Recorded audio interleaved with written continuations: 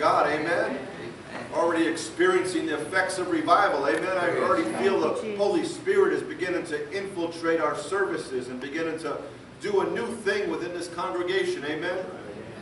Me and the pastor, we were talking before the service, and we were talking about, he mentioned hungering after righteousness. You know, we want revival. Amen? Amen. We want to be revived. We want our prayer life revived. And, you know, we want our devotional time revived. You know, we want our worship revived. And we talk about hungering and thirsting after righteousness. Well, that verse there where it uses hunger there, it's the same verse, it's the same word that was used when after Jesus, he had finished a 40-day fast of being in the wilderness. It's being that hungry for righteousness.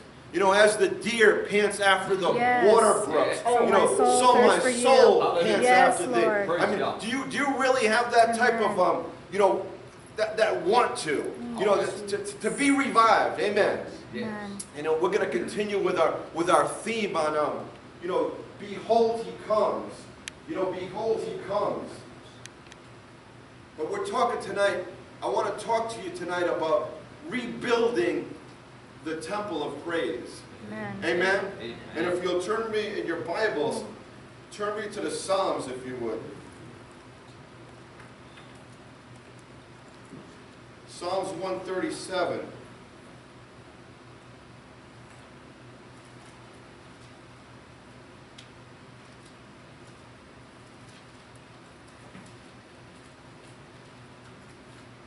Verses 1 through 4. It says, by the rivers of Babylon, there we sat down. Yea, we wept when we remembered Zion. We hanged our harps upon the willows in the midst thereof. For there they that carried us away captive, they required of us a song. And they that wasted us, they required of us mirth, saying, sing us one of the songs of Zion. Verse 4, how shall we sing the Lord's song in a strange land? You'll bow your heads with me, we'll pray for the preaching of the Word of God. Father God, we just thank you, Lord, for this opportunity, Lord, to preach the Word of God, Lord. We thank you for every person that came out to this service here tonight, oh God. We thank you, Lord, that we're already experiencing your presence in our midst, oh God. And Lord, we pray that you continue to open up the heaven above us, oh God. And we pray, Lord, that you would speak through your manservant, oh God. Let the Holy Ghost take over from here, oh God. Lord, hide me behind your cross, oh God. Let everything that would be said and done from the remainder of this service, Lord, be orchestrated by your Holy Spirit, oh God. Open up every heart to receive. Let every mind understand, oh God. In the mighty name of Jesus we pray. Amen. Here you have the psalmist. He's speaking of it, the experience of, you know, being one of the Israelite people that have been, you know, they find themselves in Babylonian captivity. You know, the warnings have already come forth by Isaiah the prophet and Jeremiah the prophet, you know, reminding them that they need to repent and turn from their wicked ways. And, you know, we spoke last night about how the children of Israel, they were bent on backsliding. You know, when certain times there would be a good ruler or a good judge or a good king that would come upon the scenes, and they would serve God, and they would serve God wholeheartedly, some of them. But, you know, when that ruler or that, you know, that judge would die off, it seems like they would always go back the other way. They would always slide back. They would always shrink back, and over and again, God would try to warn them through the prophets and you know, through the priests of the day, and he would try to warn them that they might turn from their ways and they might give themselves wholeheartedly. But you know, here they find themselves, and God is fed up, and he says through the prophet Jeremiah, he says that King Nebuchadnezzar is going to come and he's going to take over the land. And that's exactly what took place. King Nebuchadnezzar came in with his army, and he took over the nation of Israel. And they find themselves in Babylon, in a foreign land. You know, maybe some of them, they heard about how it was, the magnificent days of how it was during the time of King Solomon, when King Solomon erected that great temple. And, you know, they raided with all kinds of gold. They overlaid everything with gold and costly stones, and all the musicians and the trumpeters and all the priests were clothed in white clothing, and the glory of the Lord filled the house. We spoke about that yesterday, and the place was so filled with the glory of the Lord and the Spirit of God that the priests, they couldn't even stand anymore. And you know, some of them, they heard those testimonies of what had taken place, and you know, even in their own life, you know, maybe some of them, they had big homes back in Israel, in Jerusalem. You know, some of them were business owners, and they were prosperous, and, you know, they were laying up much wealth, and, you know, some of them had big families. You know, but all these things were stripped away now. There's no more houses. There's no more businesses. The children have been taken from them. The families have been separated. Maybe even some of the wives and husbands aren't together. And here the enemy is taunting them. You know, sing us one of the songs of Zion now. You know, when you're really up against it, when the enemy is coming in your life like a flood, when sickness and diseases hit your family, when financial hardship has hit your family, when relationships have broke up, when the church isn't filled with your friends anymore that used to come in. Sing us one of the songs of Zion now, when all hell seems to be breaking loose upon the earth, when it seems like there's never enough money to pay the bills, when it seems like we can't get a prayer through. Every time we pray, it seems like the heaven above us is as brass. Sing us one of the songs of Zion now. How can we sing a song of Zion in this strange land? How can we sing a song of Zion when I have cancer in my body? How can I sing a song of Zion when my joints don't work the way they used to? My knees hurt, and my hips hurt, and my back hurts. And how can I sing one of the songs of Zion when I have headaches, migraine headaches all the time? How can I sing one of the songs of Zion when my boss just fired me and I have no job to go to? How can I sing one of the songs of Zion when I found out my daughter got pregnant and she's not even married yet? How can I sing one of the songs of Zion when I find out that my older son, he's addicted to drugs and alcohol? How can I sing one of the songs of Zion in a dry and thirsty land? Sometimes you got to just dig down deep, my friend. Yes, sir. You got to just dig down deep. That's why we read the parable of the sower. You know, some of the seed, it fell by the wayside. You know, the enemy comes immediately and takes away the seed. Some of that seed, though, it falls upon the rocks. You know, the roots, they don't go down deep. You know, God's looking for the roots to go down deep. But when the one that fell on the hard ground, when persecution and trouble became because of the word, the Bible says immediately they were offended. That's right. And they fell away. Fell away. See, God wants those roots of ours to go down deep. You got to keep praying until you receive the answer, my friend. You got to be like the persistent widow in Luke chapter 18, who continued to come to the unrighteous judge and wanted to be vindicated of her rights. And in the beginning, the judge, he wouldn't give her her rights. But as she stayed persistent, amen, as she stayed persistent in prayer, come on now, she got her answer, amen. Amen. And Jesus, he wraps up that discourse by saying, when the Son of Man comes, will he find faith upon the earth? Hallelujah. He's finishing up what he's already started in Luke chapter 17. He's talking about the time of his return. It'll be like it was in the days of Lot. It'll be like it was in the days of Noah. And he wraps up that whole discourse in Luke chapter 18. It continues on the same thought. When the Son of Man comes, will he find faith on the earth? Will he find a persistent faith? Will he find a faith that won't quit, that won't be denied? How many knows that faith is the substance of things hoped for. Amen. The evidence of things not seen. We haven't yet seen the answers to our prayer, but we continue to believe that the cancer will go away. We continue to believe that the joints will act right again. We continue to believe that the financial needs will be met. We continue to believe that the pews will be filled again with parishioners. Amen. We continue to believe that God will develop an orchestra in our church. We believe without seeing. Amen. Amen. And God can do it. Amen. But how can we sing one of the songs of Zion in a dry and thirsty land? You know, things aren't going the way that I want them to go, God. I don't like the way things are going. Do we want to be like the Israelites who murmured and complained about how it was after God took them out of Egypt? They murmured and complained, and the Bible says that thousands of them were destroyed. You know, God created us to be worshipers of God. Amen. You know, that worship is a serious word. Yes, it is. It's like giving someone a holy kiss. Yes. It's like a dog licking his master's hand. It's like bowing down prostrate before a holy God. That's a serious word. Serious word.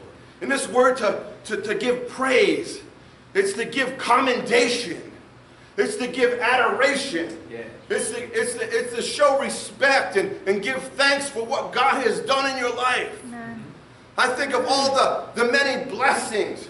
You know, we can meditate on the things that we don't have. You know, and the things that we want to have. And the answers to prayer that haven't yet come. But let's take a look on things that God has already done. Amen. Amen. He's called us out of darkness into His marvelous light. He's translated us out of the kingdom of darkness into the kingdom of light. He's taken His precious blood that He shed on Calvary's tree, and He's washed away your sins, and He's washed away my sins, and the blood's never lost its power. In 2016, the blood of Jesus Christ is still sufficient. Although my sins be as scarlet, although they be red like crimson, they can be white as snow. Amen. We still have a high priest who can be touched with the feelings of our infirmities. In all points, He was tempted like we are, yet without sin. He went into heaven itself, not with the blood of bulls and goats, but with the precious blood that flowed from His hands and flowed from His feet. He went into heaven with precious blood, my friends. There's nothing but the blood of Jesus that can wash away my sins. What can wash away my sins? Nothing but the blood of Jesus. And that's something to give thanks for. Amen. That's something to meditate upon. And not only did He wash my sins away, amen, but He made me a new creation in Christ Jesus. 2 Corinthians chapter 5, verse 17. If any man be in Christ, he be a new creation. All things have passed away. Behold, all things have become new. Not only did He make me a new creation, but He sealed me with the precious Holy Spirit. The Spirit of the Lord rests upon me. Amen. And not only did He seal me with the precious Holy Spirit, but He gifted me with spiritual gifts. Amen. That I might go out and do His work. Amen. And He gifted you with spiritual gifts. Amen. And not only did He do that, but He made us ambassadors for the Lord Jesus Christ. He made us ministers of reconciliation. He made us kings and priests unto God. How many knows that you're a chosen generation? You're a royal priesthood. You're a holy people. Amen. A peculiar people. That you might show forth the praises of Him who's called you out of darkness into His marvelous light. You've been created, amen, that you might bring the fruit of your lips, giving praise to this great King. For He's worthy. Yes, He is. He's still worthy in 2016. Even though we see the end times right upon us, even though we hear of wars and talk of wars, we hear of famines and earthquakes and pestilences and tsunamis and fearful sights. And the love of many is waxing cold because wickedness is growing worse and worse. You know, we can't even find a presidential candidate that serves God anymore.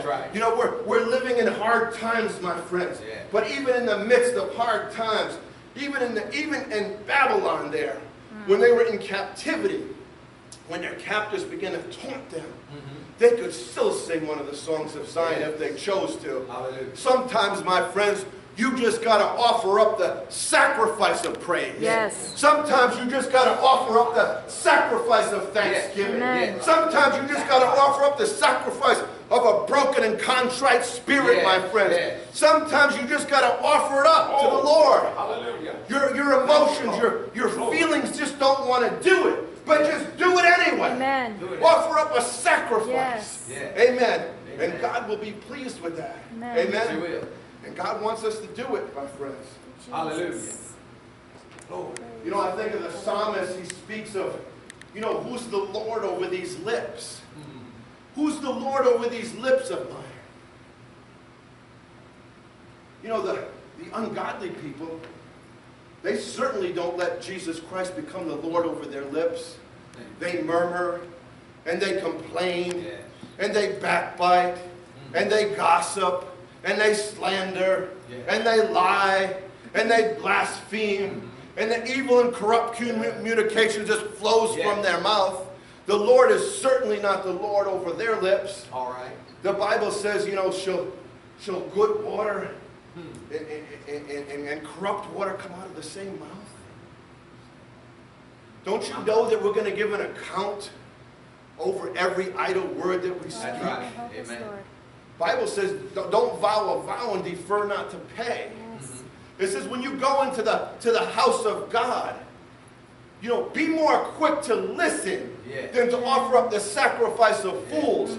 Don't you know that God is in heaven and you're upon the earth? He says, let your words be few. You know, the righteous man, he studies to answer. He doesn't just let foolishness proceed from his mouth. Right. He studies to answer. He wants his words to be impacting. Amen. He wants his words to edify people. He wants his words to, you know, to exhort people and comfort people and help people and do people good, my friends. Amen. You know, God wants to be the Lord over all the parts of your body, especially your lips, my friends. Amen. How many knows that God wants to take these lips and speak into the lives of people? Amen. Amen. And God wants to do that with your lips. And He wants to do that with my lips, my friends. You know, in John chapter 4, verses 23 and 24, it says, but the hour comes and now is when the true worshipers shall worship the Father in spirit and in truth. For the Father seeks such to worship Him. God is a spirit, and they that worship Him must worship Him in spirit and in truth. You know, I think of on Sunday morning, we just had the Sunday morning services yesterday. And I think of all over America and all over the world, there's many, many churches, thousands and thousands of churches. And many people went to church yesterday. And many people put a smile on their face. They put their Sunday smile upon their face. And many people probably even danced around in the congregations. And many people even lifted up their hands. And many people even lifted up their voice. Amen. But how many lifted up their hands with holy hands? All right. What did they do the other 6 days of the week?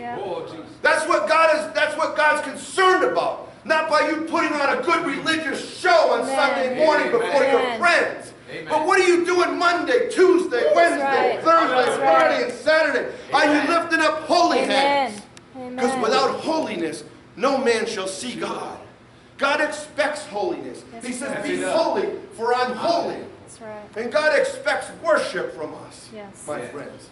This is something that God, He expects it. He's looking for it. The Bible says the eyes of the Lord, they're running to and fro throughout the earth. That's right. To show Himself strong in behalf of those whose hearts are perfect towards Him. Yes. The Bible says that out of the abundance of the mouth, the abundance of the heart, the mouth speaks. What's in your heart today? What's in my heart today? That's good. It's going to come out by the words that come from your mouth. That's true. That's good. If you really love Jesus, my friends, if you're really walking in right standing with Him, you're going to be offering up the sacrifice of praise. You're going to be offering up the sacrifice of joy. Yeah. You're going to be offering up the sacrifice of thanksgiving. Yeah. You're going to be offering up the sacrifice of a broken and contrite spirit. God expects sacrifices. Amen. Expects it. The Bible says that He beseeches us, brethren, by the mercies of God, that you present your bodies as a living sacrifice, holy and acceptable unto God, which is your reasonable service. And don't be conformed to the image of this world, but be transformed by the renewing of your mind. Amen. God doesn't want us to be conformed anymore to this world, my friends. He wants us to be changed and become more and more like Him and less like ourselves. Amen? Amen. The Bible says that the Levites in 1 Chronicles chapter 23, verses 27 through 30, it says the Levites, they would stand up in the morning to give thanks and give praise to the Lord, and at evening they would do likewise. They were a type of how we should be as the church of the Lord Jesus Christ, these Levites. Amen? In Psalm chapter 100, it says, enter into His gates with thanksgiving and into His courts with praise. In Hebrews 13:15, it says, by Him therefore let us offer up the sacrifices of praise continually. Yes. That is the fruit of our lips, Yes. giving thanks to His name. Thanks to His name. In Isaiah 43, verse 21, it says, this people have I formed for myself, that they should show forth my praise. Amen. Amen. The Bible says that we're to rejoice in the Lord always. Always. Rejoice in the Lord always. He says, again I say rejoice. Yes. Not just when things are going good. Amen. There's too many fair weather Christians in 2016. It's time to rejoice in the Lord even when things are going bad, my friends. Amen. Because even the unbelievers know how to rejoice on Super Bowl Sunday. Right. Even the unbelievers know how to rejoice during the NBA Finals. Right. Even the unbelievers know how to rejoice during Mardi Gras. Yes. Amen. Even the unbelievers know how to rejoice when they go to their favorite club and listen to their favorite band. That's I'm right. talking about rejoicing always Amen. in Jesus Christ. Always. Amen. Regardless of the situation, That's right. regardless of what we feel, regardless of what our body feels like, regardless of the financial situation, Yes. rejoice in the Lord always. Always. Again, I say rejoice. Rejoice. I think of Paul and Silas. You know, Paul had just had a big spiritual conquest in his life. There was this woman who was demon-possessed in the book of Acts, somewhere around chapter 16. She kept following these guys and said, saying, these men, they're servants of the Most High God. You know, she continued. You know, her message was pretty good. But day after day, she continued. And she was demon-possessed. Yes. And Paul, I'm sure he was seeking God on what to do.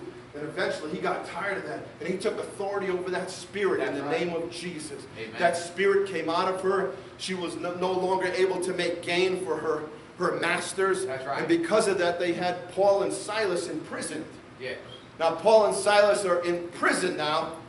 And, it's not like the prisons of today. You know, there was no air condition. You know, there wasn't no 3 squares a day. You know, there wasn't, all the comforts that these prisoners have nowadays. Right. You know, these guys were in shackles. And I'm sure it stunk in that prison. Maybe there was rats scurrying around. Yes. You know, and they're in prison, and they're not complaining like most people would be doing. You know, they're beginning to, I'm sure they begin to pray together. Yes. You know, but the Bible says they began to, they're singing praises on the midnight hour. That's right. They're singing praises and giving thanks to God on the midnight hour while they're in prison, while they're in captivity, while they're in the hardest place that they've probably ever seen in their life. Yeah. They're giving praise and giving thanks on the midnight hour. And Yeah. God shows up. How many knows when you pray and you give praise to God, you're setting yourself up for deliverance. That's right. And God delivered in a Amen. mighty way. You know, the whole Praise place was God. shaking. Amen. You know, like a great earthquake. Yes. All the shackles fell off. And the guard's wondering, what happened. He knows he's in big trouble. If these prisoners get away, they're going to take his life. And he's about ready to commit suicide now. He figures, I'll take my own life and they won't have to. He's about ready to take his own life. And Paul cries out, do thyself no harm. Paul was more concerned about that guard than his freedom. Yes. How many of us would just be scurrying up out of the prison quickly? Right. You know, but Paul's he wants to win souls. For he that wins souls is wise. Amen. He that goes forth sowing in tears Yes. shall doubtless Yes. come again with rejoicing. Yes. You know, there's things that you can do to bring joy into your That's life. right. You can become a soul winner. You can become a Yes. person that prays. Amen. Amen. You can become a person that prays, because when you pray, your joy will become full as you receive answers to your prayer. There's spiritual things that we can do, amen? Amen. To bring answers to prayer. Praise Yes. God. Yes. Praise God. God hears every word we say, my friends. Every word. God's the Lord over every word that we say. In the Proverbs, it says in chapter 6, it says, the Lord hates a lying tongue and a false witness that speaks lies, and he that sows discord among his brethren. Amen. In James chapter 1, verse 26, it says, if there's any among you that seems to be religious, and he doesn't bridle his tongue but deceives his own heart, it says, this man's religion is vain. Vain. James 3:10, it says, out of the same mouth proceeds blessing and cursing, my brethren. These things ought not to be. You know, as I said before, you know, the Lord, he's looking upon your heart. Yes, he is. The Bible says the heart, you know, is deceitful above all things. Yeah. Who could know it? Amen. You know, but there'll be some that can have a pure heart. You know, blessed are the pure in heart, Yes. for they shall see God. I think of David, the psalmist. You know, David, he says in the Psalms, he says, what shall I render to the Lord For all for his benefits. all of his benefits towards me? Yes. What shall I render to him? Ooh, glory. Hallelujah. What do you give someone that seemingly has everything? I can't give him a drink of water. He's springs of living water. Yes. Yes. Come You know, I on. can't give him bread. Ooh, glory. He's the bread from heaven. Yes, he Yes, is. yes. That's right. I can't give him an army. He's the commander-in-chief of the Lord's army. Amen. I can't give him a kingdom. Come on. He's the King of kings Yes, he is. and the Lord of lords. Come on. Yes. I can't give him a wife. He's created all things. Yes. Hallelujah. What can I give him? What can I render to the Lord for all of his benefits towards me? Thank you.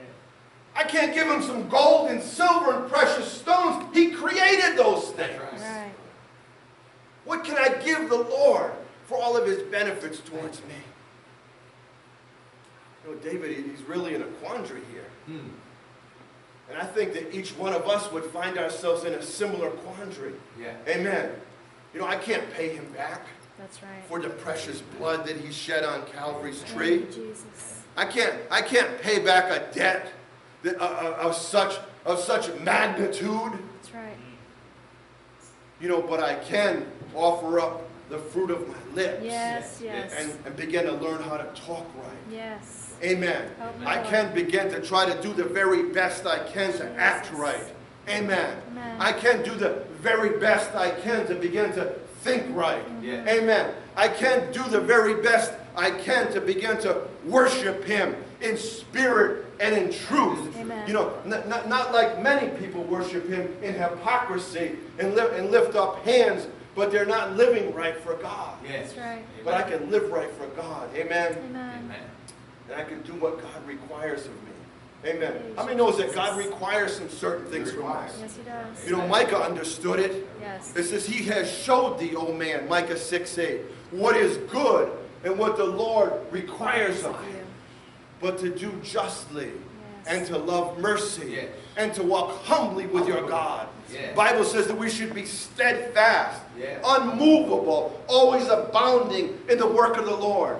You know, there's things in the book of Deuteronomy around chapter 10. It says that God requires of us that we might love him, Amen. that we might serve him, that we might fear him, Amen. that we might walk in his ways. Hallelujah. that we might observe and do all of his commandments. There's things, amen, that God is requiring from your life. Amen. And he's requiring from my life. Yes. But this thing about worship, amen. Yes. This thing about worship is so vitally important. Amen. The Bible says that God inhabits the praises of his people. Yes. It says that in his presence there's fullness of joy. And at his right hand there's pleasures forevermore. The Bible says the joy of the Lord is my strength. Yes. And many of us are weak and anemic because we don't get into his presence. We don't see the importance to spend time with Jesus. We think other things are more important. It's more important to go here with our friends. It's more important to watch the ball game. It's more important to go out to dinner. It's more important to go on a picnic on Sunday. But getting in his presence, that's where you find fullness of joy. Amen. And many of us, you know, we walk around with frowns on our faces and our countenance is fallen because we don't spend time in the presence of the King. God inhabits praise, my friend. Yes, he does. Get in his presence this week and begin to pray. Amen. Like you've never prayed before. If you want revival, the only thing holding you back is yourself. That's right. That's right. Amen. That's the God's truth. no respecter of persons. Amen. What he did for people in the Bible, these aren't fairy tales that we That's read. right. These are historical accounts of how God worked in the lives of people throughout the decades, throughout the centuries, throughout the millenniums. God worked in the lives of these people that we read in this book. It's not an ordinary book. Amen. This book was inspired by God. That's right. It's infallible. Amen. It's alive. It's powerful. It's sharper than a two-edged sword. Amen. The Word of God can change us. Amen. Yes, it can. The Word of God can produce hope in us. You know, I think of the psalmist. You know, he drew hope from the Word of God. He drew hope from the Word of God. Jeremiah drew hope from the Word of God when he found himself in the miry pit. And you and me can draw hope from the Word of God. Amen. Amen. You know, God wants to do it for us. God wants to bring revival. Jesus.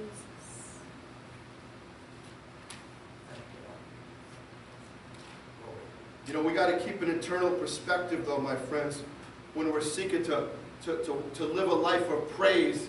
Even when we're going through hard times, we got to keep our affections on things above. You know, the devil, he always wants to sidetrack us. You know, he always wants us to look at the negative situation. You know, why don't you just meditate upon the negative situation long enough until it begins to frustrate you, to begins to sap your virtue and sap your strength. You know, just meditate on the bad things. But that's not what the Scripture teaches us. Amen. It says to think upon things that are honest. And true and just and pure and lovely. If there be of a good report, if there be any virtue, if there be any praise, he says think on these things. It says to cast down every imagination, every high thought that would try to exalt itself against the knowledge of Christ. Bring every thought into captivity under obedience to the Lordship of Jesus Christ. You don't have the right, my friend, as a Christian that wants to walk in joy, that wants to walk in revival, that wants to walk in the blessing of God, to let your mind wander here and there. Have a disciplined mind, my friend. And that's going to take time, my friend. You're going to have to surrender to the Holy Spirit. Amen. You're going to have to surrender to the one that came to help you and comfort you and instruct you and guide you and give you power. Amen. You're going to have to understand that you can't do nothing without the power of the Holy Spirit working in your life. You're of no spiritual significance. You mean nothing to the enemy if you try to battle him in your own strength. Our battle is not against flesh and blood, but it's against principalities and powers, rulers of the darkness of this world, spiritual wickedness in high places. We're no match for Satan in our own strength. But when we tap into the resources that we have, amen, when we tap into the power of the Holy Spirit, we have all the power that we need. For greater is He that is in us than he that is in the world. Amen. And when we begin to realize that, we begin to realize that, hey, I'm nothing without Him. Yes. I got to get up today Amen. and I got to pray. Yes. I need help. Yes. I need Yes. help on a daily basis. Amen. I can't even breathe without Him. Yep. I can't Amen. continue to eat and drink Yes. unless He provides for me. My body will fall apart if He doesn't preserve me. When I get sick, I don't get well unless He heals me. Amen. He's everything I need Him to be. Yes, He's He the is. I am. Yes. Do you need a Yes. healer tonight? Glory to God. He's Jehovah Rapha for Yes, you. yes. Do you need a provider? Amen. He's Jehovah Jireh. Yes. Do you need righteousness in your life? He's Jehovah Tiskanu. Yes. Do you need peace in your life? He's Jehovah Shalom. Yes. He's what you need Him to be. Yes. He's That's the right. same yesterday, today, and forever. What He did for those people in the Bible, He can do for you. Amen. Amen. Amen. Write your name in the book of Hebrews chapter 12. Let it continue and let your name be in there Yes. among the trophies of faith. Yes. And begin to offer up this great King Amen. the praise and the honor and the glory He deserves. Glory. Hallelujah to this Hallelujah. great King. Yes. He's a great King. Yes, He Yes, is. He lives forever. Preach. Amen. Amen. And He wants us to be a people of rejoicing, my Yes. friends. Come on. Enter into His courts with thanksgiving, Yeah. to His courts with praise. Yeah. The psalmist said, 7 times a day will I praise Him. Yeah. How many times a week do you praise Him? My The Lord. psalmist found 7 times a day. A day. He would praise the Lord and offer up thanksgiving. Thank you, And we have trouble sometimes mustering up enough praise in it once a month. God help us. Amen. But the psalmist, 7 times a day, Hallelujah. he said, I'm going to praise Him and give Him thanks. Why? Thank you, Jesus. Not because my situation is so great. Not because I'm sitting down in Babylon. I'm in captivity and my captors are taunting me. Yeah. I've lost my house and I've Yeah. lost my business. I don't have my children around me anymore. You know, I have no money. You know, I have a menial job here in Babylon. You know, I'm at the disposal of the king and those that he's put in charge of me. I'm not going to praise him because all these negative circumstances are taking place in my life. I'm going to praise him because God is good. Yes. And he's worthy to be praised There it all is. the time. There it God is. good. Hallelujah. Regardless of the situation. Jesus. Because my name is written in the Lamb's book of life. Amen. I'm going to praise him because one day he's going to make all things new. Yes. One day there'll be no more tears coming from these Amen. eyes Yeah. anymore. Yeah. One day there'll be no more pain in this No more body. pain. One day there'll be no more sorrow, my No more. friends. One day I'll sit down at that marriage wedding supper of the Lamb that we spoke about Sunday morning among the 5 wise virgins. Yeah. And I'll sit down with all the patriarchs and all the matriarchs and all the prophets and all the apostles and all the evangelists and pastors and teachers and all the saints throughout all generations. We'll Hallelujah. sit down at the marriage wedding supper of the Lamb. And one day will be like 1,000,000. It'll never end. Yeah. We'll be with our God. Yes. He'll wipe away every tear. That's why I Hallelujah. rejoice. Amen. Hallelujah. I think about the Jesus. 2 men in closing in the book of Luke, somewhere around chapter 15 or chapter 16. The Bible says there was this one man. He fared sumptuously his Yes. whole life. Yeah. He was a very rich man. He had Very rich. all the riches of the day at his disposal. Probably had one of the nicer houses in Jerusalem. He had one of the finer wardrobes to wear. Yeah. Probably had one of the better jobs. You know, he had the best food to eat. Maybe he had the prettiest wife. I don't know, but he had a lot of stuff going on. He fared sumptuously day by day. Yeah. And then there was this other man. His name was Lazarus. Yeah. Bible says he was a beggar. He was a beggar. poor man. He was so poor that he desired to eat from the crumbs that fell from the rich man's Yes. table. Amen. And the Bible says that, you know, that the rich man, he found himself in this place one day. And he cried out to, you know, that Lazarus would come and just give him a little bit of water on his tongue. Bible says because he was tormented in this flame. He found himself in this place of torment. That's right. You know, and he was tormented day after day in this flame. And he was so tormented, he just wanted, you know, that Lazarus could come and just give him a little bit of water. But, you know, now Lazarus had died also. You know, he's not a servant anymore. He's in Abraham's bosom. And you know, and it's spoken out that, you know, that there's a gulf fixed between you two. He can't come to you anymore. He can't help you now. He says, well, if that's the case, you know, let them go back and speak to, let someone go back and speak to my brothers so they don't end up in such a dreadful place. He says, they have Moses and the prophets to listen to. I tried. Let them listen to them. You know, it's all going to come out in the wash one day, my friends. You know, you might have a tough life down here on the earth, or it might go well for you. You know, God has people in all kinds of areas of life. You know, He's the Lord over the rich man. He's the Lord over the middle class man. He's the Lord over the poor man. But He's the Lord of all, my friends. He deserves to be praised. Amen. He deserves to be worshipped in spirit and in truth. He deserves that we might give Him thanks, regardless of we like the hand that's been dealt us. You know, some of us, we might not like the way things are going, but God is still worthy, my friends. Yes, He is. You know, and maybe some of you, you know, you feel like those Israelites tonight. You know, if everybody would bow your heads now. We're gonna let the Holy Spirit take over from here. But maybe you know, in closing here, as you bow your heads and you begin to pray and seek God, maybe you feel like one of those Israelites that was down in Babylon. You know, that life really it's just not going the way that you had it pictured. It's not going the way that you had it pictured for your family, for your children. You know, and you just don't want to give God praise. And you just don't want to thank Him because you don't like the way things are going. And you just don't want to glorify Him. You know, but God can work with that. If you'll just be honest with Him tonight. And just repent of the way that you've been feeling. And you know, I'm sure that God wants to restore to you the joy of your salvation. I think of how David had really blown it. You know, he made one real big mistake in life when he committed adultery with Bathsheba and had her husband Uriah the Hittite murdered.